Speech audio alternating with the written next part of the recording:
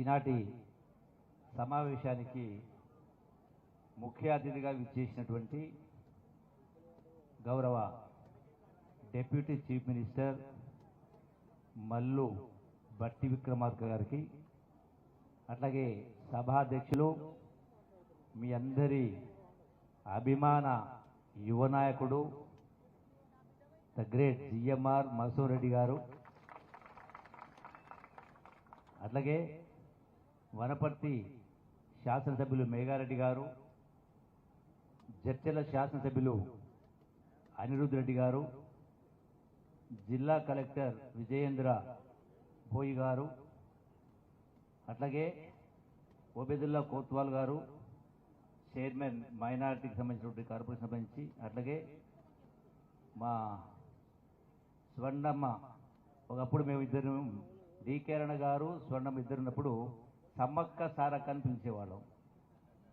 స్వర్ణ గారు, వేదిక పైనటువంటి ఇతర అధికారులందరికీ, సంజీవ్ బుదిరాజు గారికి, ఇతర గ్రంథాలయ సంస్థ చైర్మన్ నరసింహారెడ్డి గారికి, ఇంకా వేదిక పెద్దలందరికీ, కాంగ్రెస్ వాదులందరికీ, విద్యుత్ అధికారులందరికీ, వివిధ స్థల అధికారులందరికీ, ఇక్కడ విచ్చేసినటువంటి సోదర సోదరీమణులందరికీ, మీడియా మిత్రులందరికీ ఈ శుభ సందర్భంలో మీ అందరికీ హృదయపూర్వక నమస్కారం తెలియజేస్తా ఉన్నా, శుభాకాంక్షలు తెలియజేస్తా ఉన్నా.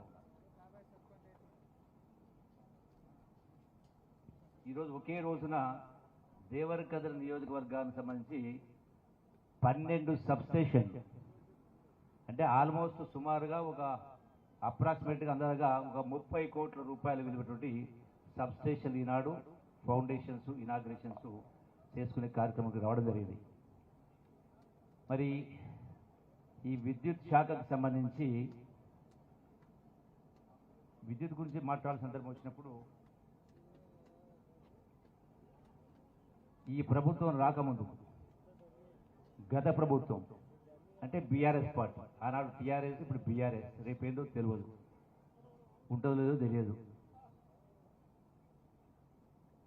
కాంగ్రెస్ పార్టీ అధికారులకు వస్తే కరెంటే రాదు అని మాట్లాడేటువంటి మాటలు మాట్లాడిండ్రు ఆనాటి నాయకులు. మరి సుమారుగా ఈ 17 మాసాల కాలంలో కరెంట్ అనేది నిరాఘాటంగా కోతలు లేకుండా కరెంటు సరఫరా జరుగుతూ ఉంది. రెండవది, ఈ రోజున ఈ విద్యుత్ సరఫరాకు సంబంధించి ఇప్పుడే మనం చూస్తూ ఉన్నాం, ఇక్కడే 12 సబ్స్టేషన్. నాకు తెలిసి గడచిన ఒక నెల రోజుల నుంచి ఈ యొక్క పాలమూరు జిల్లాలో వివిధ నియోజకవర్గాల్లో ఏ నియోజకవర్గం పోయినా, మన వనపర్తి నియోజకవర్గం వెళ్తే ఆ మీటింగులో డిప్యూటీ సీఎం గారు సుమారుగా 60-70 కోట్ల రూపాయలు విలువైనటువంటి నిధులు మంజూరు చేసి సబ్స్టేషన్లు, రకరకాల రైతాలకు సంబంధించిన కనెక్షన్స్ కావచ్చు ఇచ్చే ఏర్పాటు జరిగింది. మొన్న అచ్చంపేట నియోజకవర్గం వెళ్తే అక్కడ కూడా సుమారుగా ఒక 70-80 కోట్ల రూపాయలు విలువైనటువంటి సబ్స్టేషన్స్, రైతులకు సంబంధించినటువంటి ట్రాన్స్ఫార్మర్లు కావచ్చు, రకరకాల అంటే విద్యుత్ సంబంధించినటువంటి కొరత లేకుండా చేసే ప్రయత్నం చేయడం జరిగింది. మరి ఏ విషయంలో కూడా ఈ గడిచిన 17 సంవత్సరాల కాలంలో ఎక్కడ కూడా ఈ ప్రభుత్వం, గౌరవ ముఖ్యమంత్రి రేవంత్ రెడ్డి గారి నాయకత్వాన ఇందిరమ్మ రాజ్యంలో, ప్రజాపాలనలో గత ప్రభుత్వం చేపట్టిన ఏ ఒక్క సంక్షేమ అభివృద్ధి కార్యక్రమాన్ని ఈ ప్రభుత్వం రద్దు చేయలేదు. అయినా కూడా దుర్భరమైనటువంటి ఆర్థిక ఇబ్బందులు ఉన్నా కూడా గత ప్రభుత్వ స్కీములు కొనసాగిస్తూ కొత్త ప్రభుత్వ స్కీములు కూడా, రకరకాల స్కీములు, అంటే ఈ రోజున 6 గ్యారెంటీలు కావచ్చు, సన్న బియ్యం కావచ్చు, రైతులకు బోనస్ కావచ్చు, రుణమాఫీ కావచ్చు, ఇందిరమ్మ ఇళ్ళు, ఇవన్నీ కూడా వైపున జరుగుతూ ఉన్నాయి. అయినా కూడా మొన్న వరంగల్ మీటింగ్లో, బీఆర్ఎస్ మీటింగ్లో మాజీ ముఖ్యమంత్రి గారు గౌరవ కల్వకుంట్ల చంద్రశేఖరరావు గారు మాట్లాడుతూ, ఈ 17 మాసాల ప్రభుత్వ పరిపాలన చూస్తే నాకు దుఃఖం వస్తుందని మాట్లాడింది. దుఃఖం వస్తుందని మాట్లాడి కేసీఆర్. ఎందుకు దుఃఖం వస్తూ ఉంది? ఎవరు దుఃఖపడాలి? బహుశా మీ దుఃఖానికి కారణం మీకు అధికారం పోయిందనే దుఃఖం రావచ్చు, కుటుంబ సభ్యుల పదవులు పోయినటువంటి దుఃఖం రావచ్చు. కానీ ఏ పరిస్థితుల్లో మీరు ముఖ్యమంత్రి అయ్యింది, తెలంగాణ రాష్ట్ర సాధన కోసం యావత్ తెలంగాణ సమాజం ఒకటే సంఘటితమై వందలాది మంది బిడ్డల ప్రాణత్యాగాల మూలంగా తెలంగాణ రాష్ట్రం ఇస్తే ఆంధ్రాలో తెలంగాణలో కాంగ్రెస్ పార్టీకి నష్టం, రాజకీయంగా నష్టం జరుగుతుందని తెలిసి కూడా శ్రీమతి సోనియా గాంధీ గారు ఒక తల్లిగా కన్నబిడ్డలను పోగొట్టుకున్న తల్లుల కడుపు కోత ఎట్లుంటుందో తెలిసిన కన్న తల్లిగా పెద్ద మన చేసుకొని తెలంగాణ రాష్ట్రం ఇచ్చినందుకు మీరు ముఖ్యమంత్రి అయ్యారు. తెలంగాణ ఉద్యమంలో మీ పాత్ర ఉంది, లేదని అనను. నేను కూడా టీఆర్ఎస్ పార్టీలో 3.5 సంవత్సరాలు మంత్రి కూడా ఉన్నా. గతంలో బీజేపీ ప్రభుత్వానికి, బీజేపీ పార్టీకి కేంద్రంలో అధికారం ఉన్నా కూడా దేశంలో 3 కొత్త రాష్ట్రాలు ఇచ్చి తెలంగాణ రాష్ట్రం ఇవ్వలే ఆనాడు. ఎందుకు ఇవ్వలే అంటే ఆనాడు ఆంధ్ర ప్రాంతానికి సంబంధించినటువంటి ఆనాడున్న ముఖ్యమంత్రి చంద్రబాబు నాయుడు గారు మద్దతు బీజేపీ పార్టీకి ఉండింది కాబట్టి వాళ్ళు వద్దంటే ఆనాడు బీజేపీ తెలంగాణ రాష్ట్రం ఇవ్వలే. అంటే రాజకీయ కోణంలో తెలంగాణకు కాంగ్రెస్ పార్టీకి నష్టం జరుగుతుందని తెలిసినా కూడా సోనియా గాంధీ తెలంగాణ రాష్ట్రం ఇచ్చింది. ఇచ్చిన తర్వాత ఈ రోజున మీకు ముఖ్యమంత్రి పదవి అవకాశం వచ్చింది. తెలంగాణ రాష్ట్రం ఏర్పడిన తర్వాత కేసీఆర్ ముఖ్యమంత్రి అయినాడు. ఈ తెలంగాణ రాష్ట్రం పైన ఉన్న అప్పు కేవలం 65,000 కోట్ల రూపాయలు ఉండింది. అంటే ఈ రాష్ట్రాన్ని 22 మంది ముఖ్యమంత్రులు, అందులో కాంగ్రెస్ ముఖ్యమంత్రులతో పాటుగా ఎన్టీ రామారావు గారు, చంద్రబాబు నాయుడు వీళ్ళందరూ పరిపాలించిన 65 సంవత్సరాలు పరిపాలించిన తర్వాత కూడా ఈ రాష్ట్రం పైన ఉన్న అప్పు 65,000 కోట్ల రూపాయలు. ఈ 65,000 కోట్ల రూపాయలకు 80 పైసల వడ్డీ చొప్పున నెలకు ఈ రాష్ట్ర ప్రభుత్వం కూడా మీరు తెచ్చుకున్నట్టే అప్పులు తెచ్చుకుంటుంది బ్యాంకుల నుంచి. ఎట్లయితే మహిళా సంఘాలు కానీ అట్లాగే రైతులు కానీ బ్యాంకులు అప్పు తెచ్చుకుంటారో రాష్ట్ర ప్రభుత్వం కూడా కేంద్ర ప్రభుత్వం నుంచి కావచ్చు, ఇతర బ్యాంకుల నుంచి కావచ్చు, ప్రపంచ బ్యాంకులు అప్పులు తెచ్చుకుంటుంది, వడ్డీ కడుతుంది. అంటే ఈ 65 సంవత్సరాలు 22 మంది ముఖ్యమంత్రులు పరిపాలిస్తే రాష్ట్ర ప్రభుత్వం ఆనాడు అంటే 2వ తారీఖు 2014 జూన్ 2వ తారీఖున తెలంగాణ రాష్ట్రం వచ్చినప్పుడు నెలకు 600 కోట్ల రూపాయలు 600 కోట్ల రూపాయలు వడ్డీ కట్టేది 80 పైసలు చొప్పున. అంటే సంవత్సరానికి మహా అంటే 6-7 వేల కోట్ల రూపాయలు కట్టేది, వడ్డీ కంతులు కట్టేది. కానీ ఒక్క ముఖ్యమంత్రి కేసీఆర్ ముఖ్యమంత్రి అయిన తర్వాత గడచిన 10 సంవత్సరాల కాలంలో ఒక్క ముఖ్యమంత్రి చేసిన అప్పు 8 లక్షల కోట్ల రూపాయలు. గత కాంగ్రెస్ ప్రభుత్వాలు 22 మంది ముఖ్యమంత్రులు చేసినటువంటి 65,000 కోట్ల అప్పు మినహాయిస్తే తీసేస్తే సుమారుగా 7,30,000 కోట్లు. ఈ 7,30,000 కోట్లకు ఈ ప్రభుత్వం, ఈనాటి ప్రభుత్వం, రేవంత్ రెడ్డి గారి ప్రభుత్వం నెలకు 6,000 కోట్ల పైసలకు వడ్డీ కంతులు కట్టాల్సి వస్తూ ఉంది. గడచిన 17 మాసాల కాంగ్రెస్ ప్రభుత్వంలో 1,20,000 కోట్ల పైసలకు వాళ్ళు చేసిన అప్పుకు వడ్డీలు కట్టాల్సిన పరిస్థితి, వడ్డీలు కట్టడం జరిగింది. వడ్డీలు కట్టకపోతే ఊకోదు కేంద్ర ప్రభుత్వం, బ్యాంకులు కానీ రాష్ట్రానికి వచ్చే ఆదాయాన్ని పట్టుకొని ఇస్తారు. అంటే సుమారుగా 1,20,000 కోట్ల రూపాయలు. అంటే మరి ధనిక రాష్ట్రాన్ని మీకు అప్పగిస్తే, ధనిక రాష్ట్రాన్ని మీకు అప్పచెప్పిన తర్వాత హైదరాబాద్లో వచ్చిన ఆదాయం మొత్తం కూడా తెలంగాణ ఖర్చు పెడుతున్న కారణంగా ఇన్ని స్కీములు వచ్చినాయి. పోనీ మళ్ళీ 8 లక్షల కోట్ల అప్పు చేసిండు. అయినా కూడా ఇలా ఇన్ని లక్షల కోట్లు వడ్డీ కడుతూ ఈ రోజున మీరు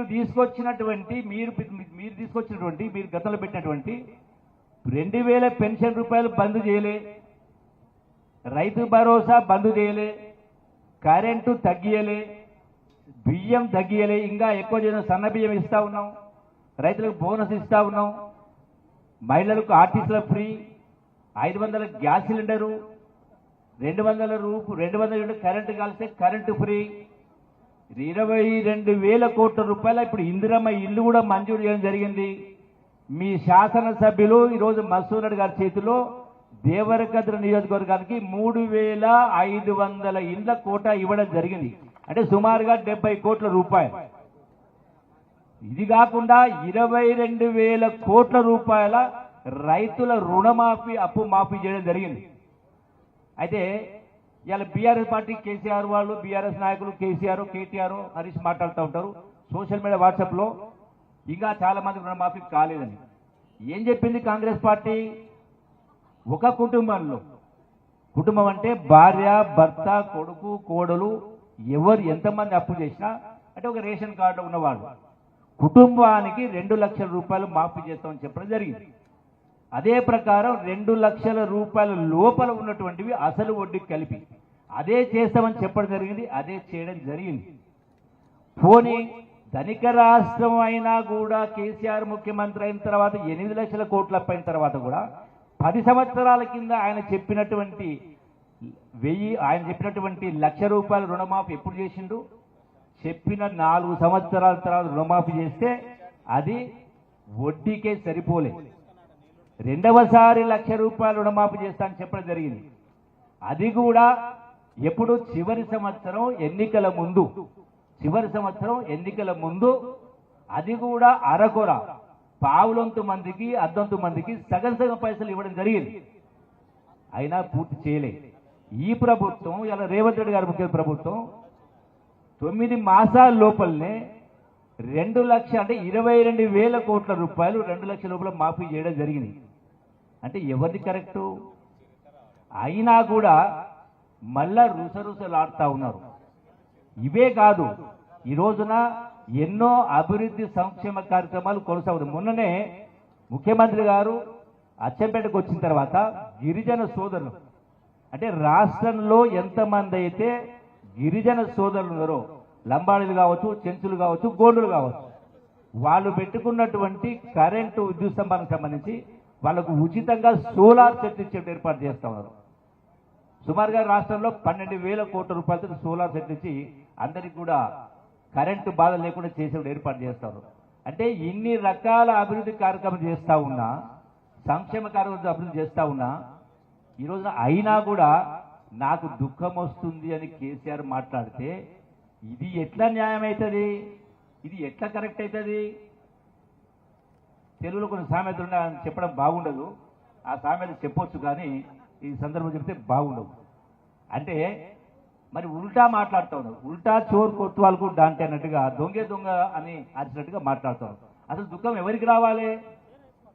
ఈ రాష్ట్రం కోసము, తెలంగాణ రాష్ట్రం కోసము 60 సంవత్సరాల కల 4 కోట్ల ప్రజల ఆకాంక్ష, తెలంగాణ రాష్ట్రం వస్తే మా ప్రాణాలు పోయినా సరే మా తెలంగాణ రైతాంగం బాగుపడతారని మరి ఆనాడు తెలంగాణ కోసం త్యాగాలు చేసినటువంటి ఇలా రాష్ట్రంలో ఉన్నటువంటి 4 కోట్ల ప్రజలు 10 సంవత్సరాల పరిపాలన చూసి దుఃఖపడతా ఉన్నారు.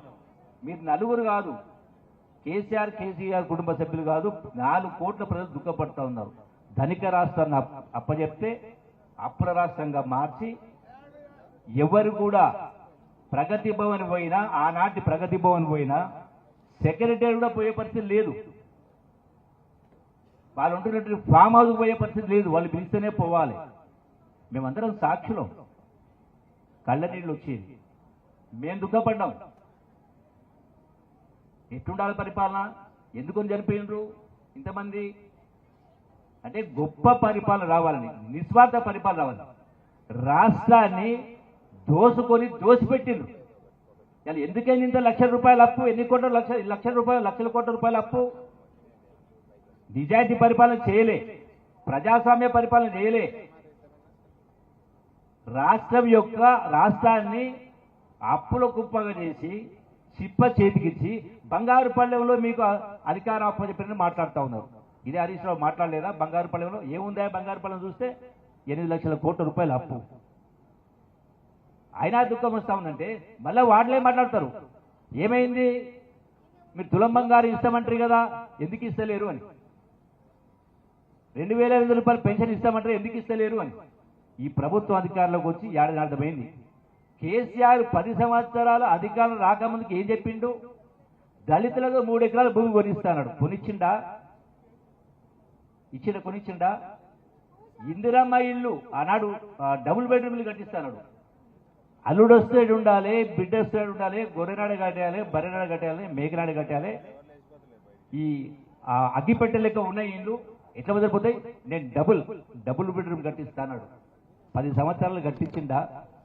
నిరుద్యోగ యువతకు 3 ఎకరాల 3,000 రూపాయలు నిరుద్యోగ భృతి ఇస్తానని ఇచ్చిండా? అంటే ధనిక రాష్ట్రానికి అప్పచెప్పినా ఇన్ని లక్షల కోట్లు చేసి ఇచ్చినా నువ్వు చేయలే. ఆఖరికి మొన్న 2023 అంటే మొన్న జరిగిన ఎమ్మెల్యే ఎన్నికల ముందు రైతు భరోసా ఇచ్చిండు. ఎట్లిచ్చిండు?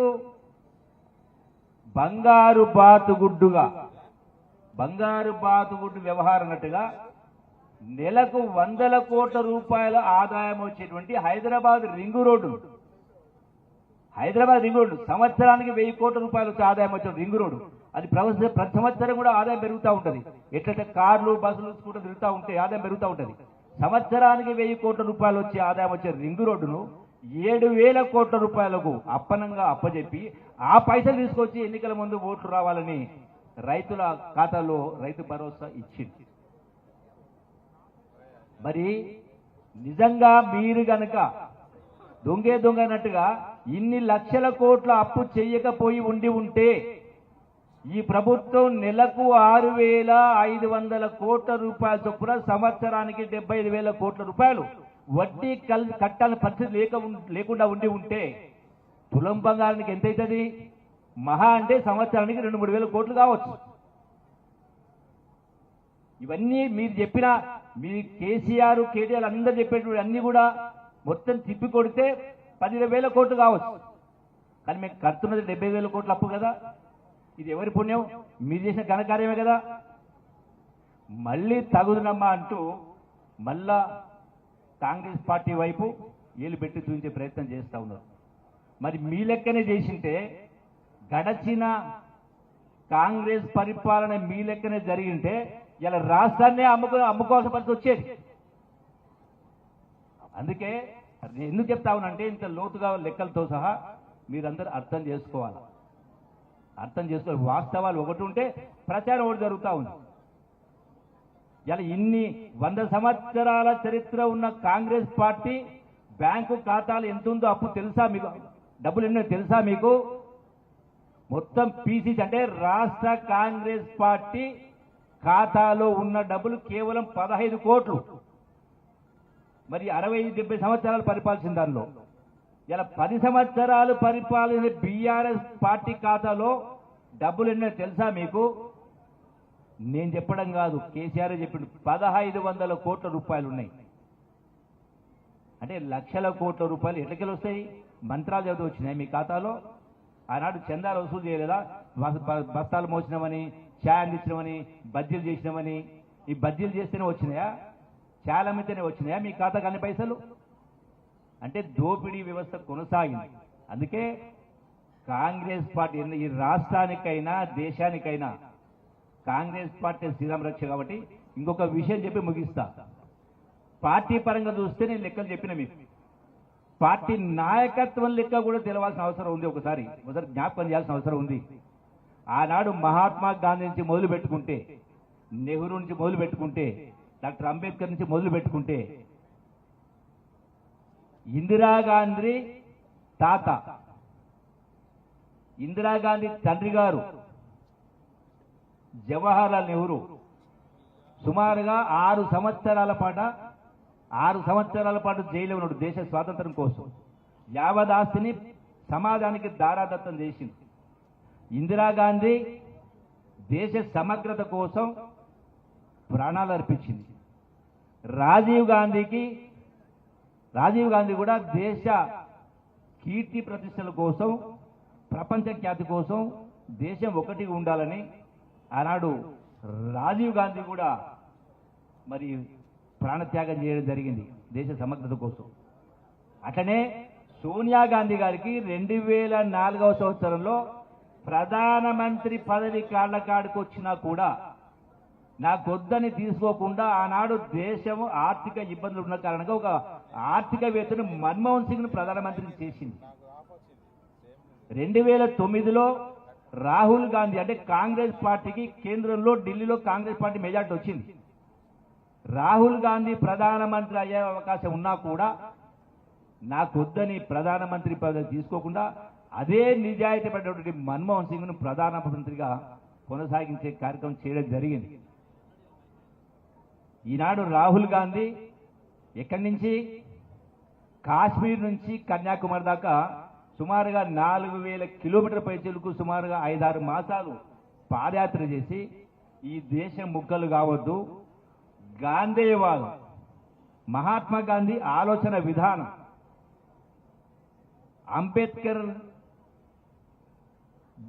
అంబేద్కర్ గారి భీమ్ అంటాం మనం, అంబేద్కర్ గారి జీవన విధానాన్ని ఆలోచన విధానాన్ని పుణికి పుచ్చుకోవాలని ఈరోజు చాలా మంది ఇక్కడ కూర్చున్న మీ యొక్క కుటుంబాల్లో కూడా చాలా సమస్య కారణం మనం ఆ ఆలోచన విధానం అనేది మనం మర్చిపోయినాం కాబట్టి, గాంధేయవాదాన్ని గాంధేయ విధానాన్ని మర్చిపోయినాం కాబట్టి ఇలా ఏ పని చేసినా ఏ మాట మాట్లాడినా ఒక్కసారి మనకు మనం ప్రశ్నించుకోవాలి. ప్రశ్నించుకొని నిర్ణయాలు తీసుకుంటే ఇంతమంది ఇన్ని అప్పుల పాలు కారు. అందుకే ఈనాడు రాజీవ్ గాంధీ గారు జై బాపు, జై భీమ్, జై సంవిధానం నినాదం ఇచ్చి గ్రామాల్లో కాంగ్రెస్ వాదులు, గాంధేయవాదులు గ్రామాన్ని తిరిగి బజార్ తిరిగి ఇల్లు తిరిగి ఆ గాంధేయవాదం ప్రచారాలు శాంతి, ప్రేమ, ధైర్యము, సాహసము, పరోపకారము ఇవన్నిటిని కూడా పుణికి పుచ్చుకునే కార్యక్రమం చేయాలి. ఈ రోజున ఎన్నో దుర్ఘటనలు జరుగుతూ, ఎన్నో సంఘటనలు జరుగుతూ ఉన్నాయి, ఎన్నో ఘోరాలు జరుగుతూ ఉన్నాయి, ఎన్నో నేరాలు జరుగుతూ ఉన్నాయి. ఇవన్నీ కూడా జరగకుండా సమాజం క్షేమంగా ఉండాలంటే, కుటుంబాలు చల్లగా ఉండాలంటే మన ఆలోచన విధానాన్ని ముందుకు తీసుకెళ్లే ఆలోచనతోటి కొనసాగిస్తా ఉన్నాం. కాబట్టి మరొకసారి మీ అందరికీ కూడా విజ్ఞప్తి చేస్తూ, మహిళా సంఘాలైనా, రైతు సంఘాలైనా, యువజన సంఘాలైనా ప్రతి గ్రామంలో నేను నాది అని కాకుండా, రాజకీయాలు ఓట్లు వచ్చినప్పుడు ఎవరు ఓటు అక్కడ వేసుకుందాం, కానీ గ్రామ సమస్యల పరిష్కారం కోసం అందరూ కూడా ఒకటిగా ఉండాలి, పట్టుదల ఉండాలి, కలిసి ఉండాలి, మంచిని మంచి అనాలి, చెడుని చెడు అనాలి. అందుకే ఈ యొక్క జై బాబు, జై భీమ్, జై సంవిధానం. కాబట్టి దయచేసి మీరందరూ కూడా ఆ యొక్క లక్షణాలను పుణికిపుచ్చుకోవాలని కాంగ్రెస్ పార్టీ దేశానికి, రాష్ట్రానికి శ్రీరామ రక్ష అని చెప్పని మరొకసారి మీ అందరికీ సవినయంగా విజ్ఞప్తి చేస్తూ సెలవు తీసుకుంటున్నా. జై హింద్, జై కాంగ్రెస్, జై కాంగ్రెస్. ధన్యవాదాలు సార్. ధన్యవాదాలు సార్. ఇప్పుడు మన తెలంగాణ రాష్ట్ర ఉప ముఖ్యమంత్రి వర్యులు శ్రీ మల్లు భట్టి విక్రమార్క గారు మా ప్రాంతానికి విచ్చేసినందుకు వారికి హృదయపూర్వక ధన్యవాదాలు తెలియజేస్తూ వారు ఇప్పుడు ఈ సభను ఉద్దేశించి ప్రసంగించవలసిందిగా కోరుతున్నాం.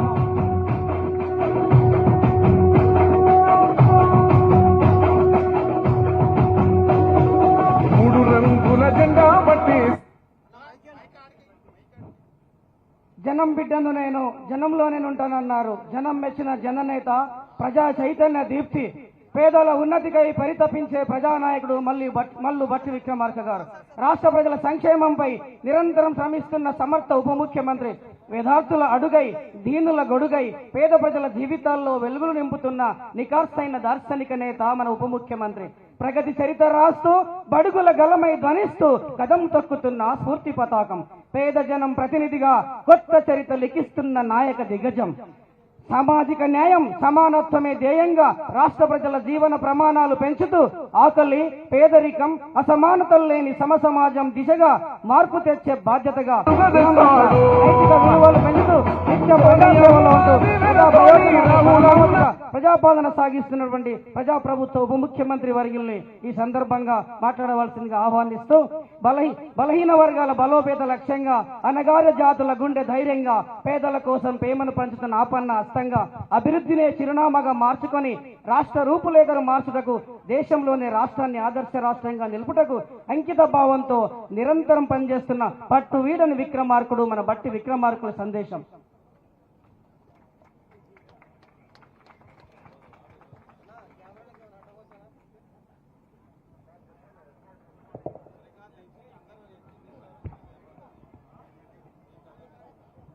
సభాధ్యక్షులు సోదరులు స్థానిక శాసనసభ్యులు మధుసూదన్ రెడ్డి గారికి, అలాగే రాష్ట్ర ప్రభుత్వ అభివృద్ధి కార్యక్రమాలు ఆర్థిక అంశాలను కూడా చక్కగా వివరించినటువంటి గౌరవ రాష్ట్ర మంత్రివర్యులు శ్రీ జూపల్లి కృష్ణారావు గారికి, సోదర గౌరవ శాసనసభ్యులు శ్రీ మెగారెడ్డి గారికి, సోదర గౌరవ శాసనసభ్యులు శ్రీ అనిరుద్ధ్ రెడ్డి గారికి, అట్లాగే గౌరవ రాష్ట్ర ప్రభుత్వ chairman state minority corporation Shri Ubedullah Kotwal గారికి, డిసిసిబి చైర్మన్ మహబూబ్ నగర్ శ్రీ విష్ణువర్ధన్ రెడ్డి గారికి, గౌరవ ఆనాటి శాసనసభ్యురాలు శ్రీమతి స్వర్ణ సుధాకర్ రెడ్డి గారికి, అట్లాగే వేదిక మీద ఉన్నటువంటి ఇతర ప్రభుత్వ సంబంధించినటువంటి ప్రజాప్రతినిధులకి, అధికారులకి, ముఖ్యంగా ట్రాన్స్కో సిఎండి, డిస్కమ్ ఎస్పీడీసీఎల్ సంబంధించిన సిఎండి గారికి, జిల్లా కలెక్టర్ గారికి, ఇతర ఉన్నతాధికారులందరికీ కూడా, ఇంకా వేదిక మీద ఉన్నటువంటి స్నేహితులకి అందరికీ, ఎదురుగా కూర్చున్నటువంటి అనేక గ్రామాల నుంచి ఈ కార్యక్రమంలో పాలు పంచుకొని సందేశాన్ని తిరిగి గ్రామాల్లోకి తీసుకువెళ్ళటానికి విచ్చేసినటువంటి నాయకులందరికీ, సోదరీమణులందరికీ, పాత్రికేయ మిత్రులందరికీ కూడా ముందుగా నా హృదయపూర్వకమైనటువంటి నమస్కారాలు.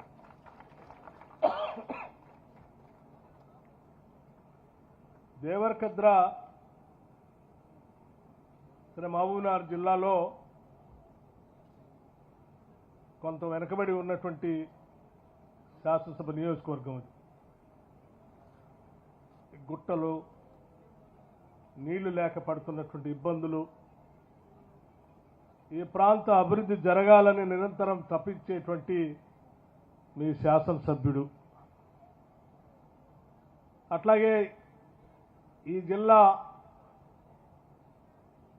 ప్రజల ఆకాంక్షలు తీర్చాలని, ఈ జిల్లా అభివృద్ధిని రాష్ట్రంలోనే ఉరుకులు పెట్టించాలని రాష్ట్ర ప్రభుత్వ అధినేత, ఈ రాష్ట్ర ప్రభుత్వ ముఖ్యమంత్రి, పాలమూరు జిల్లా బిడ్డ శ్రీ రేవంత్ రెడ్డి గారు,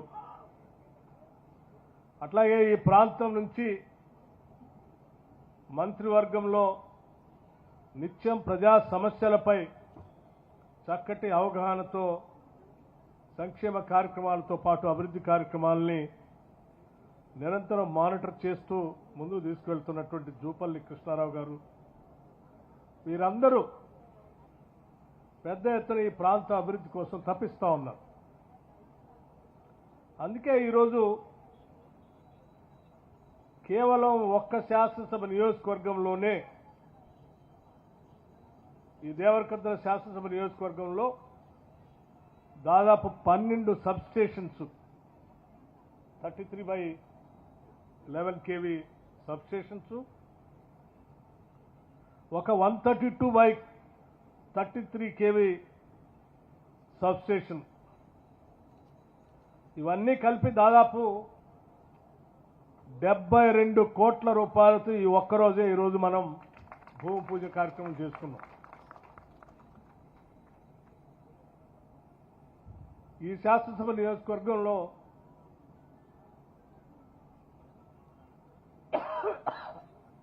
అటు వ్యవసాయానికి కానీ, గృహ అవసరాలకు కానీ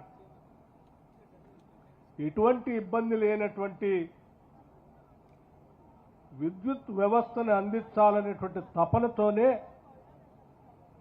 మీ శాసనసభ్యుడు శాఖ నా దగ్గర ఉంది, నా దగ్గరకు వచ్చి కూర్చొని తప్పనిసరిగా శాంక్షన్ చేయాల్సిందే అని చెప్పి పట్టుబట్టి మరీ శాంక్షన్ తీసుకొని వచ్చి ఈరోజు భూమి పూజ కార్యక్రమం చేపించాడు.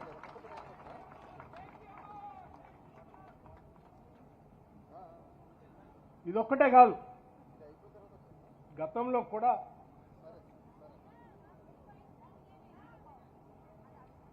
విద్యా వ్యవస్థకు సంబంధించి జూనియర్ కాలేజ్ కావాలని, డిగ్రీ కాలేజ్ కావాలని, రోడ్లు కావాలని, లేకపోతే ఈ ప్రాంతానికి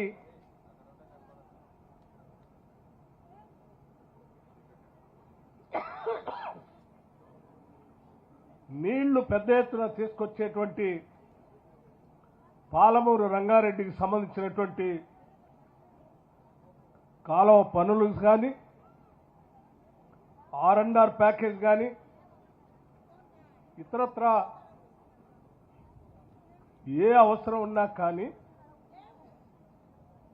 నిద్రపోకుండా వెంటబడి ఆ పనులన్నీ శాంక్షన్ చేయించుకొని తెచ్చుకున్నటువంటి శాసనసభ్యుడు మీ అందరికీ దొరకటం నిజంగా ఈ శాసనసభ నియోజకవర్గ అదృష్టంగా నేను భావిస్తాను.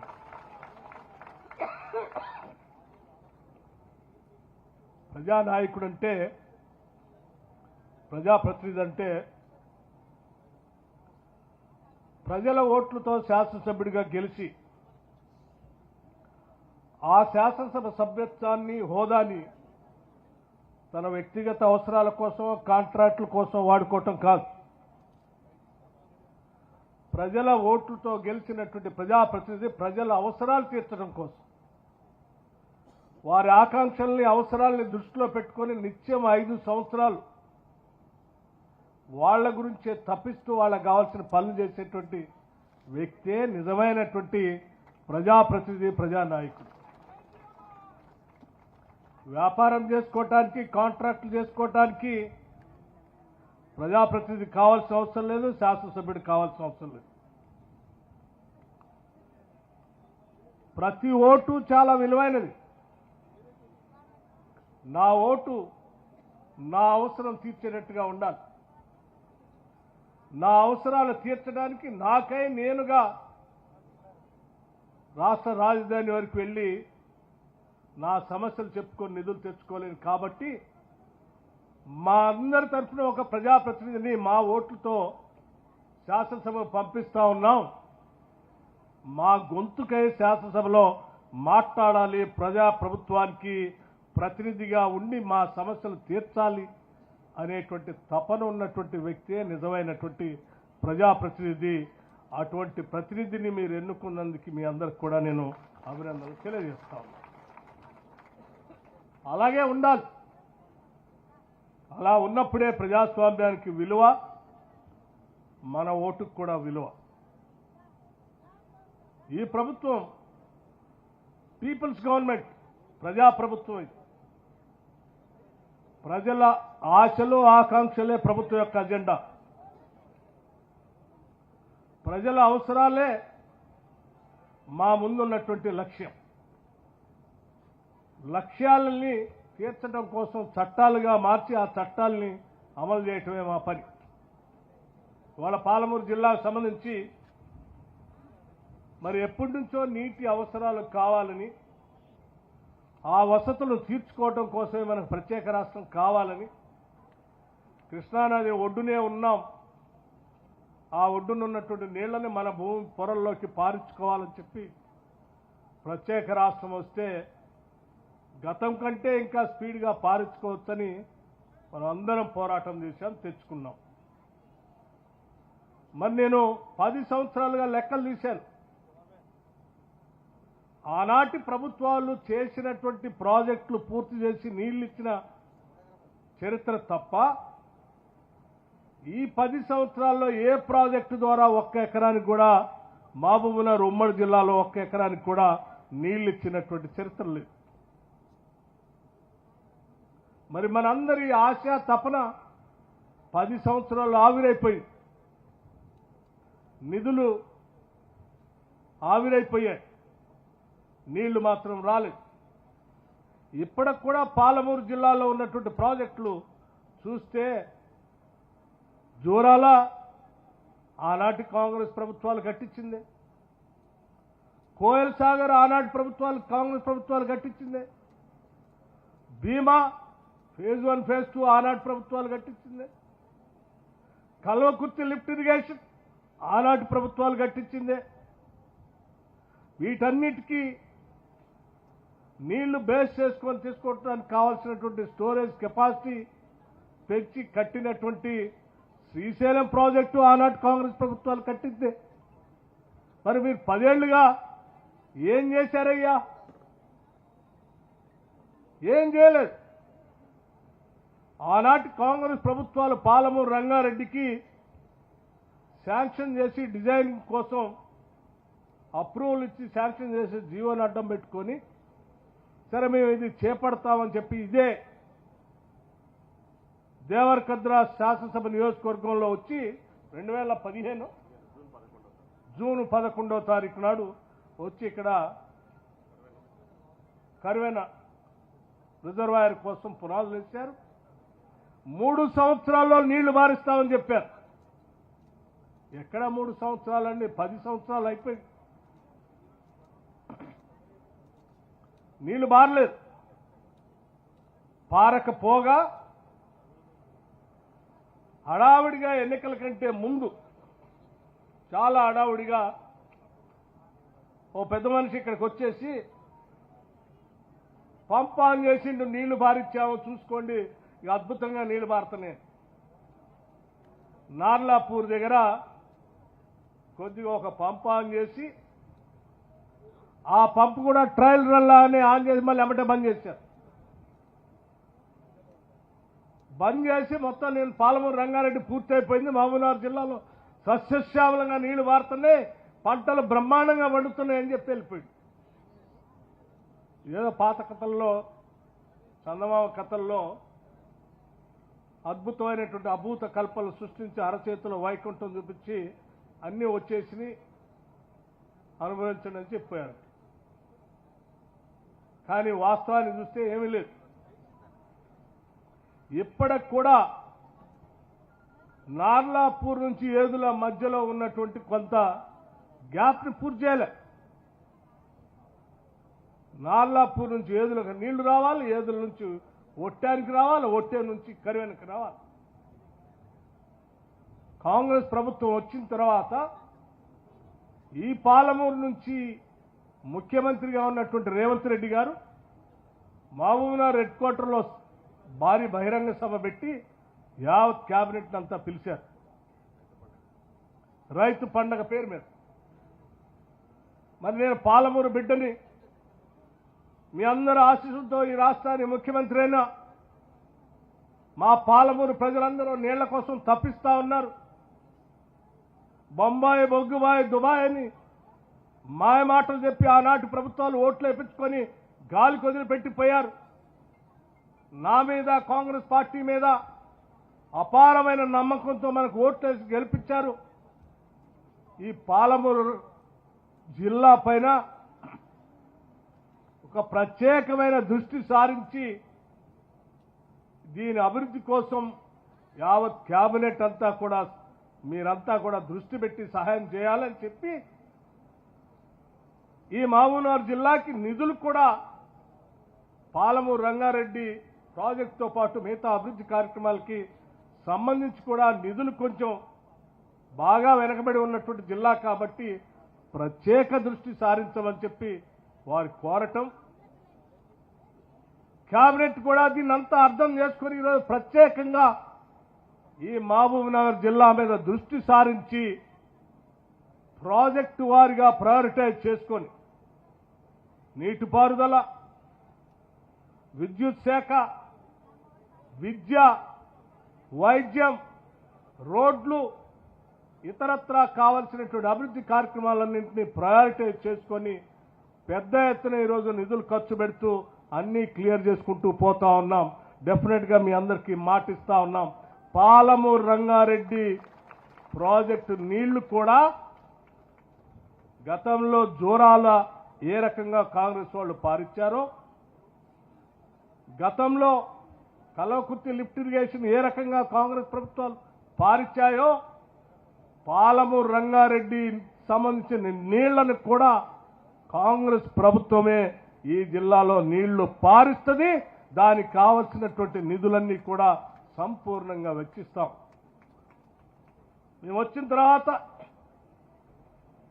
దీన్ని రివ్యూ చేయటమే కాదు, ఎక్కడెక్కడైతే ల్యాండ్ అక్విజిషన్ కోసం, ఎక్కడెక్కడైతే R&R ప్యాకేజ్ కోసం నిధులు అవసరం ఉన్నాయో వెంటనే ఆ నిధులన్నింటినీ రిలీజ్ చేసుకుంటూ ఇరిగేషన్ శాఖ మంత్రి ఉత్తమ్ కుమార్ రెడ్డి గారు ఇంజనీరింగ్ శాఖకి ఆదేశాలు ఇస్తూ వాటన్నిటినీ క్లియర్ చేసుకుంటూ ప్రయారిటీ చేసుకుంటూ పోతా ఉన్నాం. ఇవాళ నార్లాపూర్ ఏదుల మధ్యలో ఉన్నటువంటి ఆ గ్యాప్ని అత్యంత ప్రాధాన్యతగా తీసుకొని ఇక్కడ ఉన్నటువంటి జిల్లా మంత్రి గారు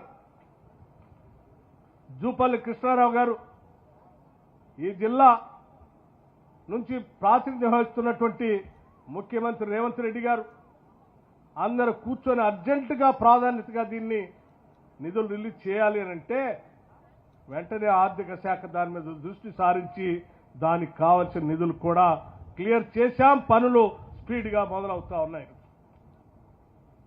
అట్లాగే కింద ఉన్నటువంటి ఉద్దండాపూర్కి సంబంధించిన R&R ప్యాకేజ్ సంబంధించి 70 కోట్ల అవసరం ఉన్నాయంటే వెంటనే వాటిని రిలీజ్ చేశాం. భవిష్యత్తులో ఇంకా కొద్దిగా R&R ప్యాకేజ్ సంబంధించి నిధులు అవసరం ఉన్నాయంటే వాటిని కూడా రిలీజ్ చేస్తా ఉన్నాం. తప్పనిసరిగా పాలమూరు రంగారెడ్డి కృష్ణానది నీళ్ళని పాలమూరు జిల్లాలో పూర్తి స్థాయిలో పారిస్తాం, అనుకున్న లక్ష్యాలను నెరవేరుస్తాం, మీ కలలు నెరవేరుస్తాం. మహబూబ్నగర్ జిల్లా సస్యశ్యామలంగా ఉండేటట్టుగా చేసే బాధ్యత మేము తీసుకున్నామని ఈ సందర్భంగా చెప్పటమే మా బాధ్యతగా భావించి చెప్తా ఉన్నాం. మిత్రులారా, మరొక విషయం కూడా నేను చెప్పదలుచుకున్నాను. నీటిపారుదలకు సంబంధించి మేము ఎంత పెద్ద ఎత్తున సీరియస్గా ఉన్నామనంటే ఎప్పుడో మొదలుపెట్టినటువంటి శంకర్ సముద్రం సంబంధించినటువంటి లిఫ్ట్ ఇరిగేషన్, సరే శంకర్ సముద్రానికి సంబంధించి ఉన్నటువంటి ప్రాజెక్టు సంబంధించి R&R ప్యాకేజ్ 33 crores పెండింగ్ ఉన్నాయని మిత్రుడు మీ శాసనసభ్యుడు సోదరుడు మధుసూదన్ రెడ్డి గారు చెప్తా ఉన్నారు.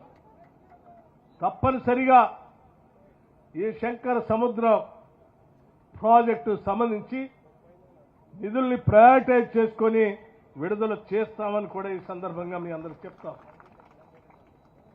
అట్లాగే చౌదరపల్లి లిఫ్ట్ ఇరిగేషన్ సంబంధించి ఈ స్కీమ్ ఎప్పటి నుంచో పెండింగ్ ఉంది. ఇక్కడ ఈ చౌదరపల్లి లిఫ్ట్ ఇరిగేషన్ కూడా మా శాసనసభ నియోజకవర్గానికి చాలా అత్యవసరమైంది, వెంటనే పూర్తి చేయాలనంటే తప్పనిసరిగా ఈ చౌదరపల్లి లిఫ్ట్ ఇరిగేషన్ సంబంధించి కూడా ఆర్థిక పరమైనటువంటి అనుమతులు త్వరలోనే ఇస్తామని చెప్పి కూడా మీ అందరికీ నేను మనవి చేస్తా ఉన్నాను. దాదాపు 20,000 ఎకరాలు పెద్ద ఎత్తున పారతాయని చెప్తున్నారు. తప్పనిసరిగా సాగులో తీసుకురావడానికి అవకాశం ఉన్న ఈ ప్రాజెక్ట్ క్లియర్ చేస్తాం. అట్లాగే మిత్రులారా, ఈ శాసనసభ నియోజకవర్గంలో మనకున్నటువంటి ఆర్థిక పరిస్థితుల గురించి నేను ప్రత్యేకంగా చెప్పాల్సినటువంటి అవసరం లేదు. ఒక విషయం మాత్రం నేను చాలా స్పష్టంగా చెప్పదలుచుకున్నాం. ఆనాటి ప్రభుత్వాలు మొదలుపెట్టినటువంటి ఏ సంక్షేమ కార్యక్రమాన్ని కూడా మేము ఆపలే. అది కళ్యాణ లక్ష్మి కావచ్చు, షాదీ ముబారక్ కావచ్చు, లేకపోతే ఇతరత్ర కార్యక్రమాలు ఇంకేమి లేవు, ఈ రెండు తప్ప. కానీ మేము వచ్చిన తర్వాత ఆ రెండు కొనసాగిస్తూ కూడా ఇవాళ ఇందిరమ్మ ఇళ్ళు ఇస్తా ఉన్నాం. ఒక్కొక్క ఇంటికి 5 లక్షల రూపాయలతో ఇళ్ళు ఇస్తా ఉన్నాం. 3,500 ఇళ్ళు ఒక్కొక్క శాసనసభ నియోజకవర్గానికి శాంక్షన్ చేస్తా ఉన్నాం. రాష్ట్ర వ్యాప్తంగా 4,50,000 ఇళ్లని మొదటి సంవత్సరం ఒకటేసారి 22,500 కోట్ల రూపాయలతో శాంక్షన్ చేస్తా ఉన్నాం. ఇది పేదల కోసం, ఇల్లు లేని ప్రజానికం కోసం ఈ రాష్ట్ర ప్రభుత్వం హృదయంతో ఆలోచించి తీసుకున్న నేనేమి. అలాగే రాష్ట్ర వ్యాప్తంగా ఉన్నటువంటి రైతాంగ సోదరులు పంటలు పండించేటువంటి కార్యక్రమంలో భాగంగా దాదాపు 29 లక్షల పంప్ సెట్లు ఉంటే, అగ్రికల్చర్ పంప్ సెట్లు ఉంటే దాదాపు 12,500 కోట్ల రూపాయలు ప్రతి సంవత్సరం రైతుల పక్షాన కరెంటు శాఖకి 12,500 కోట్ల రూపాయలు కడతా ఉన్నాం మీ అందరి తరఫున. అది కాకుండా రాష్ట్ర వ్యాప్తంగా ఉన్నటువంటి పేద మధ్యతరగతి కుటుంబాలకు సంబంధించి 200 యూనిట్ లోపులో కరెంటు వాడితే వాళ్ళకి ఉచితంగా కరెంట్ ఇద్దాం, బిల్లు వసూలు చేయొద్దని చెప్పి ఆ బిల్లు కట్టేటువంటి డబ్బులు వాళ్లే ఉంచుకుంటే ఆ కుటుంబానికి ఎంతో కొంత ఉపయోగపడుతుంది, వాళ్ళకే ఉండేటట్టుగా చేద్దామని రాష్ట్ర ప్రభుత్వం ఆలోచన చేసి దాదాపు 50 లక్షల కుటుంబాలకి ఈరోజు 200 యూనిట్ లోపల కరెంటుని ఉచితంగా సంవత్సరానికి 2,000 కోట్ల రూపాయలు కడతా ఉన్నాం మీ అందరి తరఫున కరెంటు శాఖ. కేవలం దేవరకద్ర శాసనసభ నియోజకవర్గంలో 63,226 కనెక్షన్స్ ఉంటే, గృహ అవసరాలకు సంబంధించిన కనెక్షన్స్ ఉంటే 45,155 మందికి 45,155 మందికి గృహజ్యోతి కింద 200 యూనిట్ లోపల ఉచితంగా కరెంట్ ఇస్తా ఉన్నాం. 45,155 కుటుంబాలు 71%, 71% అంటే ఈ నియోజకవర్గంలో ఉన్నట్టు 71% ప్రజలు కుటుంబాలు ఇవాళ కరెంటు బిల్లు కట్టట్లే, ఉచితంగా కరెంట్ ఇస్తా ఉన్నాం. ఒకసారి ఆలోచించేయండి. మరి 71% ఉచితంగా ఇచ్చే కరెంటు ఆ 10 సంవత్సరాలు కూడా ఇవ్వచ్చు కదా, ఎందుకు ఇవ్వలే? 5 లక్షలతో ఇందిరమ్మ ఇల్లు ఇచ్చే ఇల్లు 10 సంవత్సరాల్లో ఇవ్వచ్చు కదా, ఎందుకు ఇవ్వలే? పాలమూరు రంగారెడ్డి కోసం ఈరోజు ల్యాండ్ అక్విజిషన్ కోసం ఇస్తున్నట్టు డబ్బులు కానీ కాలువ పనులకు కానీ మరి మేము ఇస్తున్నాం, క్లియర్ చేపిస్తున్నాం, ఆ రోజు ఎందుకు చేయలే? అలాగే రాష్ట్ర వ్యాప్తంగా ఉన్నటువంటి మహిళలందరూ ఇవాళ ఉచితంగా బస్సులో టికెట్ లేకుండా ప్రయాణం చేసేటట్టు వసతి మనం కల్పించాం. రాష్ట్ర వ్యాప్తంగా ఉన్న మహిళలందరూ ఎవరు టికెట్ తీసుకోవాల్సిన అవసరం లేదు, ఆ టికెట్ సంబంధించిన డబ్బులన్నీ మీ తరఫున రాష్ట్ర ప్రభుత్వమే ఆర్టీసీకి డబ్బులు కడతా ఉంది. మరి ఈ మహిళలు అప్పుడు కూడా ఉన్నారు కదా, వాళ్ళు ఎందుకు ఇవ్వలేదు? అదేవిధంగా రాష్ట్ర వ్యాప్తంగా సగ జనాభా ఉన్న మహిళలు ఇవాళ డ్వాక్రా సంఘాల్లో ఉంటే 21,000 కోట్ల రూపాయలు వడ్డీ లేని రుణాలు వాళ్ళకి ఇస్తా ఉన్నాం. 21,000 కోట్ల రూపాయల సంవత్సరానికి వడ్డీ లేని రుణాలు మహిళలకు ఇస్తా ఉన్నాం అంటే 5 ఏళ్లలో 1,00,000 కోట్ల రూపాయలు వాళ్ళకి ఇవ్వాలనేటువంటి లక్ష్యంతో ముందుకు పోతా ఉన్నాం. 1,00,000 కోట్లు మహిళలకి వడ్డీ లేని రుణాలు ఇవ్వటం మామూలు విషయం కాదు. మరి మీరు 10 సంవత్సరాలు పాలన చేశారే, ఎందుకు ఆలోచన చేయలేదు మహిళల గురించి? ఇవాళ ఇదే శాసనసభ నియోజకవర్గంలో young India integrated residential school అని 200 కోట్ల రూపాయలతో శాంక్షన్ చేశాం. బహుశా భూమి పూజ కూడా కార్యక్రమం కూడా అయిపోయి ఉంటుంది. 100 శాసనసభ నియోజకవర్గాల్లో దాదాపు 20,000 కోట్ల రూపాయలతో 20,000 crores 20,000 కోట్ల రూపాయలతో ఈ రాష్ట్రంలో ఉన్న పేద బడుగు బలహీన వర్గాలకు సంబంధించిన పిల్లలు చదువుకోవటానికి ప్రపంచ స్థాయిలో ఉండేటువంటి పాఠశాలను నిర్మించి పూర్తిగా ఇంగ్లీష్ మీడియంలో పాఠాలు చెప్పి అన్ని వసతులు ఉండేటట్టుగా ఏర్పాటు చేసుకుని ముందుకు పోతా ఉన్నాం. ఈ తెలంగాణ బిడ్డలు 10 ఏళ్ళు మీకు కనపడలేదా? రాష్ట్ర వ్యాప్తంగా ఉన్నటువంటి రెసిడెన్షియల్ పాఠశాలలో పిల్లలు చదువుకుంటూ ఉంటే వాళ్ళ పెట్టే ఆహారం 10 ఏళ్ళు వాటి రేట్లు పెంచలేదు. ప్రభుత్వం రాగానే 40% డైట్ ఛార్జెస్ పెంచాం, 200% కాస్మెటిక్ ఛార్జెస్ పెంచాం. తద్వారా ఇవాళ కడుపు నిండా వాళ్ళ అన్నం తినగలుగుతున్నారు, బాగా చదువుకోగలుగుతున్నారు, చదువు మీద దృష్టి పెట్టగలుగుతున్నారు.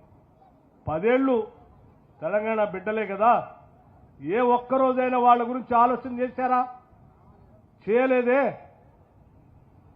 నీళ్లతో పాటు ఉద్యోగాలు కావాలని మనం ఈ రాష్ట్రాన్ని తెచ్చుకున్నాం. ఇంటికో ఉద్యోగం అన్నాం. ఎవరికైనా ఉద్యోగం ఇచ్చావా? ప్రభుత్వం రాగానే కేవలం సంవత్సర కాలంలో 56,000 మందికి ప్రభుత్వ ఉద్యోగాల నియామక పత్రాలు అందించాం. ఇంకొక 30,000 ఉద్యోగాలు ప్రాసెస్లో ఉన్నాయి. నిరుద్యోగ యువకుల కోసం ప్రభుత్వ ఉద్యోగాలే కాదు, వాళ్ళ స్వంతంగా వాళ్ళ కాళ్ల మీద కూడా నిలబడటానికి రాష్ట్ర ప్రభుత్వం నుంచి దాదాపు 8,000 కోట్ల రూపాయలతో రాజీవ్ యువ వికాసం అని పెట్టి ముందుకు తీసుకొని పోతున్నాం. వాళ్ళందరికీ సెల్ఫ్ ఎంప్లాయ్మెంట్ స్కీమ్ చేయబోతున్నాం. 10 ఏళ్ళు మరి రాష్ట్రంలో ఉన్నటువంటి నిరుద్యోగ యువకుల గురించి ఒక్కరోజైనా ఆలోచన చేశారా మీరు? చేయలేదే. ఏమీ చేయకుండా రాష్ట్రం మీద పడి దొంగలు పడ్డట్టు అన్ని కాడికి దోపిడీ చేస్తారు, దేయాల్లాగా వికటాట్టహాసం చేస్తారు, రాష్ట్రాన్ని పట్టి పీడిస్తారు. ఇప్పుడే కదా కొద్దిగా బయటపడి రాష్ట్ర ఆర్థిక పరిస్థితిని ఘాట్లో పెట్టి, పాలనా యంత్రాంగాన్ని ఘాట్లో పెట్టి, ప్రజల అవసరాలను గుర్తించి వాళ్ళకు కావాల్సిన సంక్షేమ కార్యక్రమాలు తీసుకొని ముందుకు పోతా ఉంటే సంవత్సరం తిరక్కముందే మళ్ళీ బయటకు వచ్చి అయ్యో ఏదో అన్యాయం అయిపోయిందని మొసలు కన్నీరు గారుస్తా ఉన్నారు. ఎవరికి అన్యాయం అయింది? ప్రజలకు అన్యాయమైందా? నీకు అన్యాయమైందా? నష్టపోయిన ప్రజలకి ఈరోజు మేలు జరుగుతూ ఉంటే నిజంగా తెలంగాణ ప్రాంతం పైన రాష్ట్రం పైన ఎవరికైనా వేసమెత్తైన ప్రేమ ఉంటే జరుగుతున్న సంక్షేమ కార్యక్రమాలను చూసి అభినందించాలి. రాష్ట్ర సంపద ప్రజలకే పంచుతూ ఉన్నారు, పాలకులు దోపిడీ చేయట్లేదని చెప్పి అభినందించి ఇంకా 10 కాలాల పాటు ఉండాలని ఆశీర్వదిస్తారు. ఇప్పుడే జూపల్లి గారు చెప్పారు ఇందాక, ఈ రాష్ట్ర వ్యాప్తంగా ఉన్నటువంటి గిరిజన కుటుంబాలు ఆనాటి కాంగ్రెస్ ప్రభుత్వాలు ఇచ్చినటువంటి ఫారెస్ట్ రైట్స్ యాక్ట్ ద్వారా వచ్చినటువంటి భూములు దాదాపు 6,70,000 ఎకరాలు గిరిజన రైతుల కుటుంబాలకు అడవులో భూములు పంచితే 10 సంవత్సరాలు సాగు చేసుకునేలే. మీరు సాగు చేసుకుందామని పోతే కరెంటు కనెక్షన్ లేదు. పోనీ వాళ్లే సొంతగా ఏదైనా బోర్ వేసుకొని చేసుకుని పంట జొన్నలో మొక్కజొన్న పండించుకుందామనంటే ఆ వేసుకున్న జొన్నల్ని వాళ్ళ కళ్ళ ముందే ట్రాక్టర్లతో తొక్కిస్తారు, బుల్డోజర్లతో తొక్కి తీసేస్తారు. తట్టుకోలేక పాపం ఆ గిరిజన కుటుంబాలు అడ్డం పోతే ఆడవాళ్లను కూడా చూడకుండా తీసపై చెట్టు కట్టేసి కొట్టేస్తారు. వాళ్ళు తెలంగాణ బిడ్డలు కాదా? ఈ రాష్ట్రంలో పుట్టినటువంటి మన బిడ్డలే కదా, వాళ్ళ అభివృద్ధి కూడా మన అభివృద్ధి కదా. అందరూ అభివృద్ధి చెందితేనే తెలంగాణ అభివృద్ధి చెందినట్టు కదా. అందుకే ఈ ప్రభుత్వం మనసు పెట్టి ఆలోచన చేసి ఇందిరా సౌర గిరి జల వికాసమని 12,500 కోట్ల రూపాయలతో ఈరోజు 6,70,000 ఎకరాలకి సోలార్ పవర్ ఇవ్వటమే కాదు, వాళ్ళ భూమి సాగు చేసుకోవడానికి కావాల్సిన నిధులు బోర్వెల్ వేసి సోలార్ పంప్ పెట్టి డ్రిప్ ఇరిగేషన్ ఇచ్చి స్ప్రింక్లర్స్ ఇచ్చి వాళ్ళు హార్టికల్చర్తో పెద్ద పెద్ద పంటలు ఉద్యానవనాలు వేసుకొని పండించుకోవడానికి కావాల్సిన ఆవకాడో లాంటి ప్లాంటేషన్ కూడా, పామాయిల్ లాంటి ప్లాంటేషన్ కూడా ఉచితంగా ఇచ్చి వాళ్ళందరినీ ఈరోజు అభివృద్ధి చేస్తూ ఉన్నాం. అది కదా నిజమైనటువంటి ప్రజల కోసం ఆలోచన చేసేది. ఇటువంటి పథకాలన్నీ పెట్టి ప్రజల కోసం పనిచేస్తూ ఉంటే తట్టుకోలేనటువంటి ఆనాటి పాలకులు బయటకు వచ్చి ఈరోజు మాట్లాడుతూ ఉంటే నిజంగా ఒక్కొక్కసారి వాళ్ళ స్టేట్మెంట్లు చూస్తూ ఉంటే నవ్వాలో ఏడవాలో కూడా అర్థం కావట్లేదు. చెప్పిందే చెప్పి లేనిది ఉన్నట్టుగా ఉన్నది లేనట్టుగా భ్రమలు కల్పించి ప్రజల్ని తప్పుదోవ పట్టించాలనేటువంటి ప్రయత్నం మరొకసారి చేయటం కోసం తాపత్రయపడతా ఉన్నారు. కానీ వాస్తవాలు వాళ్ళ ఇంట్లో ఉన్నటువంటి సభ్యులే బయటికి చెప్తా ఉన్నారు. వీళ్ళకి ఎవరికి ప్రజల మీద లేదు, వాళ్ళకి ఏం కావాలో తపన వాళ్ళకి కోసమే తప్పిస్తూ ఉన్నారు. అందుకే నిజమైనటువంటి ప్రజాస్వామ్యాన్ని నిలబెట్టడానికి ప్రజల పక్షాన తెచ్చుకున్న రాష్ట్ర నిధుల్ని ప్రజలకే పంచడం కోసం పీపుల్స్ గవర్నమెంట్ ఈరోజు ప్రజాప్రభుత్వం ఈ రాష్ట్ర ముఖ్యమంత్రి రేవంత్ రెడ్డి గారి నాయకత్వంలో యావత్ కేబినెట్, నేను కానీ జూపల్లి కృష్ణారావు గారు కానీ లేకపోతే మంత్రివర్గంలో ఉన్నటువంటి సహచర మంత్రివర్గ సభ్యులందరూ కానీ శాసనసభ్యులు కానీ అందరూ ఒకటే లక్ష్యం, తెలంగాణ కేవలం ఈ దేశంలో ఉన్న రాష్ట్రాలతో కాదు, ప్రపంచంతో పోటీ పడేటట్టుగా ఈ రాష్ట్రాన్ని అభివృద్ధి చేయాలి, ముందుకు తీసుకొని పోవాలి. తెలంగాణ రైజింగ్, తెలంగాణ మోడల్ అని ఈరోజు దేశం కూడా కాదు ప్రపంచం కూడా మనకెళ్ళి చూడాలనేటువంటి ఆలోచనతో ఈరోజు పాలన అందిస్తూ ఉన్నాం. అందుకే మీ అందరికీ ఒకటే నేను విజ్ఞప్తి చేస్తూ ఉన్నాను, ఈ ప్రజాప్రభుత్వం ప్రజాపాలన కొనసాగటం కోసం మీ అందరి ఆశీస్సులు కావాలి, మీ అందరి అండదండలు కావాలి. మీ ప్రేమ మీ ఆశీస్సులు తప్పనిసరిగా మా అమ్మ ఇంకా పెద్ద ఎత్తున ప్రజల కోసం పనిచేసే పథకాలను తీసుకురావటం కోసం ఉపయోగపడుతుందని చెప్పి మీ అందరికీ నేను సవినయంగా మనవి చేస్తూ ఈ దేవరకద్ర శాసనసభ నియోజకవర్గ అభివృద్ధిలో భాగస్వామి కావటం కోసం నన్ను ఇక్కడ పిలిచినందుకు ఈ శాసనసభ్యుడిని మీ అందరికీ మరొకసారి నా హృదయపూర్వకమైనటువంటి ధన్యవాదాలు తెలియజేస్తూ భవిష్యత్తులో మీకు ఎటువంటి కరెంటు సమస్యలు లేకుండా చూసే బాధ్యత తీసుకున్నాం ఈ కార్యక్రమం ద్వారా అని చెప్పి మీ అందరికీ మరొకసారి అభినందనలు తెలియజేస్తూ ముగిస్తా ఉన్నాను. థ్యాంక్ యూ ధన్యవాదాలు. మన రాష్ట్ర ఉప ముఖ్యమంత్రి